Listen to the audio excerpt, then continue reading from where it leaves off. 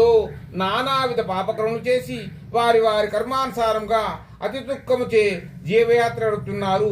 వారి కష్టంతో ఏదైనా ఉపాయం ఉంటే తెలుపుకొని వేడుకునేది.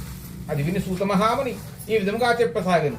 నాయనలారా, పూర్వం ఒకప్పుడు నారద మహాముని కూడా శ్రీ మహావిష్ణువును ఇదే విధముగా అడగగా ఆ శ్రీహరి తెలిపిన విషయమును చెప్పుచున్నాను, శ్రద్ధగా వినుడు.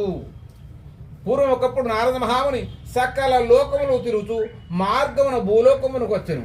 భూలోకమున నానావిధ పాపకర్మలు చేసి వారి వారి కర్మానుసారంగా అతి దుఃఖముచే జీవయాత్ర గడుపుతున్న మానవులను చూసి నారదమునుల వారి మనసు కలత చెంది వైకుంఠము బయలుదేరి వెళ్ళను. వైకుంఠమున చతుర్భుజుండును, తెల్లని శరీర గలవాడును, శంఖము, చక్రము, గధ, పద్మము మొదలగు అలంకారములు గలవాడు శ్రీమన్నారాయణ చూసి ఈ విధంగా స్తుతించెను. శాంతాకారం భుజగశయనం పద్మనాభం సురేశం విశ్వాధారం గగనసదృశం మేఘవర్ణం శుభాంగం